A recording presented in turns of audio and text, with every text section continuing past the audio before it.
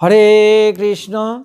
কৃষ্ণনগর ঘূর্ণি গাঙ্গুলিপাড়ায় অবস্থিত শ্রীগোপাল মন্দিরে আজ আমরা শ্রীমদ্ ভাগবত গীতা গ্রন্থ আস্বাদন করছি।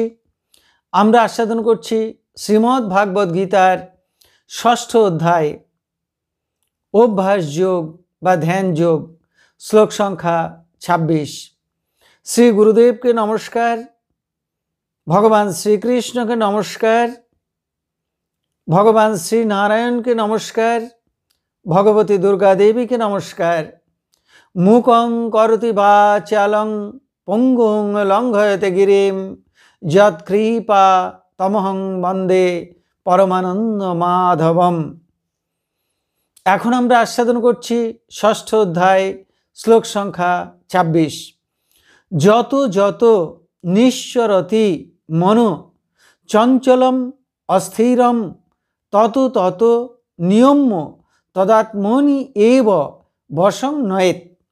এখন আমরা এই শ্লোকটির অন্তর্গত শব্দগুলির অর্থ জেনে নেব। যত যত যে যে বিষয়ে নিঃসরতি ধাবিত হয়, বিচলিত হয়, মনঃ মন, চঞ্চলম চঞ্চল, অস্থিরম অস্থির, তত তত সেই সেই, নিয়ম্য প্রত্যাহার করে, নিয়ন্ত্রিত করে, এতৎ একে, আত্মনি আত্মাতে, এব অবশ্যই, বশম স্থির, বশীভূত, নয়েত করবে, আনবে। তাহলে এই শ্লোকটির বঙ্গানুবাদটা কি দাঁড়ালো? চঞ্চল অস্থির মন যে যে বিষয়ের দিকে ধাবিত হয়, সেই সেই বিষয় থেকে তাকে প্রত্যাহার করবে বা নিবৃত্ত করবে এবং অবশ্যই আত্মার বশীভূত করবে বা আত্মাতে স্থির করবে। তাহলে এখন আমরা এই শ্লোকটির অন্তর্নিহিত ভাব আস্বাদন করছি। মন অত্যন্ত চঞ্চল এবং ভোগমুখী। চঞ্চল বানর যেমন ক্রমাগত গাছের এক ডাল থেকে আরেক ডালে লাফিয়ে বেড়ায়, ঠিক তেমনি চঞ্চল মন একটি বিষয় থেকে অন্য বিষয়ের দিকে ছুটতে থাকে। তার এই ছোটবার বিরাম নেই। মন পঞ্চেন্দ্রিয়ের সাহায্যে বিষয়গুলি ভোগ করে। চক্ষুর সাহায্যে রূপ ভোগ করে, কানের সাহায্যে শব্দ ভোগ করে, নাকের সাহায্যে গন্ধ ভোগ করে, জিভের সাহায্যে স্বাদ ভোগ করে, ত্বকের সাহায্যে স্পর্শ সুখ ভোগ করে। বুদ্ধি দ্বারা মনকে নিয়ন্ত্রিত করতে হবে, ভোগ থেকে মনকে নিবৃত্ত করতে হবে। কিভাবে? যে বিষয়গুলি ইন্দ্রিয় ভোগ করতে চাইছে সেই বিষয়গুলি যে বিনশ্বর, আজ আছে কাল নেই, তা দিয়ে যে চিরন্তন শাশ্বত সত্য স্বরূপ আত্মাকে জানা যায় না, তা দিয়ে যে জন্ম মৃত্যুকে অতিক্রম করা যায় না, এই চরম সত্যটা বুঝতে চেষ্টা করতে হবে। যেমন পুরুষের মন নারীর রূপ যৌবন ভোগ করতে চায়। এখন ভাবতে হবে কি আছে ওই নারীর দেহে? রক্ত, মাংস, পুঁজ, অস্থি, চর্ম, মেদ, লালা, মল, মূত্র, এই সবই বিনশ্বর বস্তু। এই বিনশ্বর বস্তুর জন্য মোহ কেন, মায়া কেন, আকুতি কেন? এই রূপ যৌবন কয়দিনের? এ তো 2-4 দিনের। আজ আছে কাল নেই। পদ্মপত্রের জলের মতো আজকের সুন্দরী যুবতী কয়দিন পরেই বৃদ্ধায় পরিণত হয়।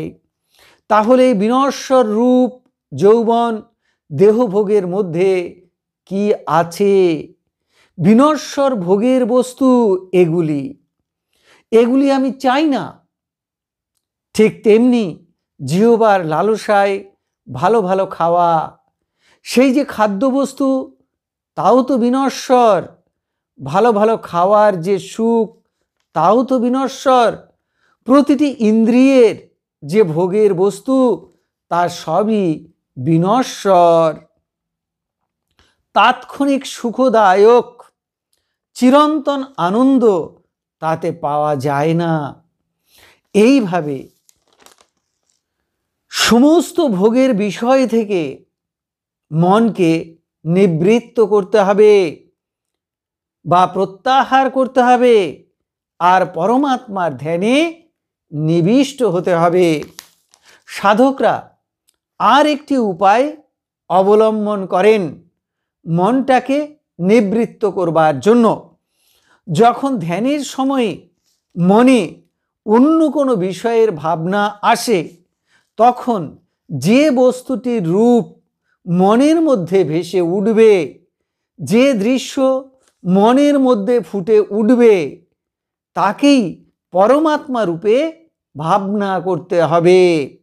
ওই বস্তুটি আমার পরমাত্মারই একটি রূপ, এই ভেবে সেই বস্তুটিকে দর্শন করতে হবে।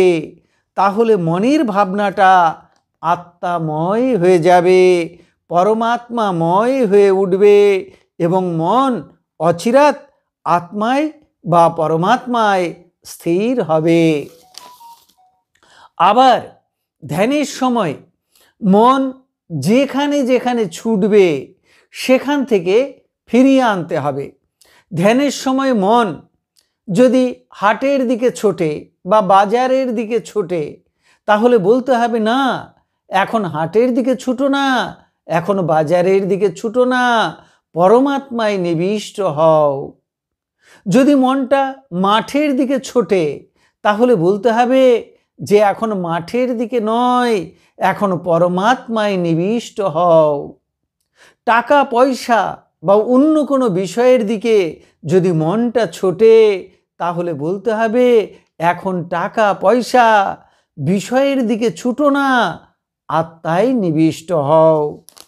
মানুষের মন সব সময় বিষয় থেকে বিষয়ান্তরে ছুটতে থাকে। মানুষের মন যখন ধ্যানে বসে, তখন মনের এই বিষয়মুখী গতি, এই চঞ্চলতা স্পষ্টভাবে বুঝতে পারে। অন্য সময় এতটা স্পষ্টভাবে বোঝা যায় না।